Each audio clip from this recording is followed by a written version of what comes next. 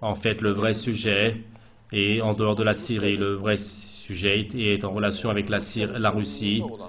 Et c'est un événement qui est sous la responsabilité de la Russie. Poutine et permettre qu'il soit partisan de la Turquie, du partisan de l'Union islamique, et permettre que la Russie entre dans l'Union turco-islamique, ainsi eux, constamment, à l'intérieur d'un pacte militaire fort, qu'il soit préservé, que le peuple russe, le fait qu'il vive dans la sérénité, la tranquillité, et que les dépenses militaires, que cela s'abaisse peut-être jusqu'à 1%, et cela va beaucoup enrichir le peuple russe. Et en ce moment, ils sont très pauvres, ils sont dans une condition difficile. Pour cette raison, l'Union islamique pour la Russie, la Chine et la Turquie pour la région est un très grand bienfait. Allez-y, ma sœur. Et vous, quand vous l'avez dit, Erdogan a parlé avec Poutine.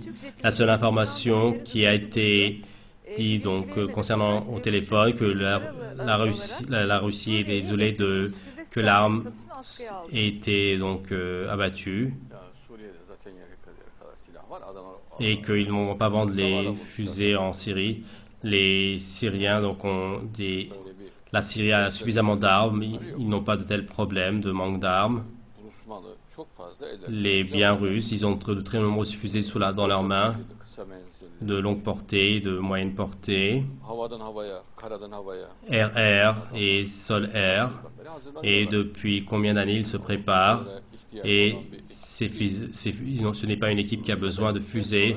Peut-être que la Russie en tant que geste l'a fait, mais en fait ce qu'on veut vraiment de la Russie, c'est qu'ils soutiennent dans l'Union islamique et qu'elle participe à l'Union turco-islamique, que la Russie participe également, que la Russie se conforme également à l'événement du Mahdi, car là-bas il y a des chrétiens de très nombreux, ils sont orthodoxes, ils sont innocents, et pour eux également c'est un très grand salut, ils se seront sauvés ainsi de la griffe de l'Antéchrist, et la Russie va entrer ainsi à l'intérieur du plus grand pacte militaire. C'est une très grande facilité.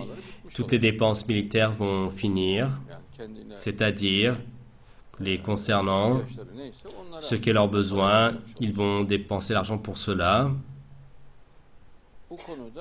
Concernant ce sujet, on peut demander qu'elle convainc la Syrie, c'est-à-dire pour l'union de la Turquie et de la Syrie, mais bien sûr ainsi, dans le style ottoman, une union turco-islamique, aucune personne n'en l'acceptera. Donc, il ne faut pas accepter l'orgueil, car les padishahs ottomans, chez les padishahs ottomans, par exemple, il fait une déclaration, mais là-bas, la force militaire, le règne, et on le ressent ouvertement, même la menace militaire.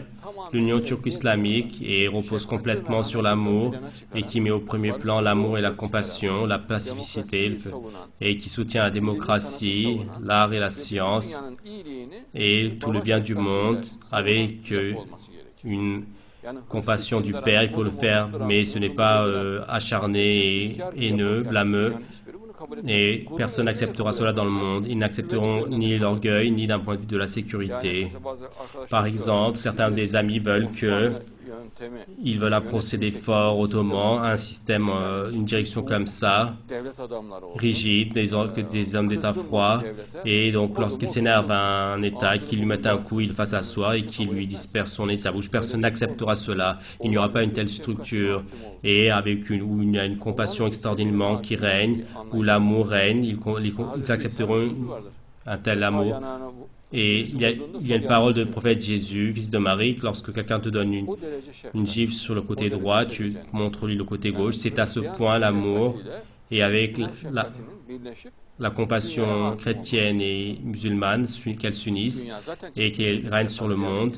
Et de toute manière, le monde a subi toutes les souffrances, avec les menaces, en les écrasant, et le nombre de personnes qui sont restées derrière, leur faire goûter la souffrance, la peur, cela n'ira pas de toute manière.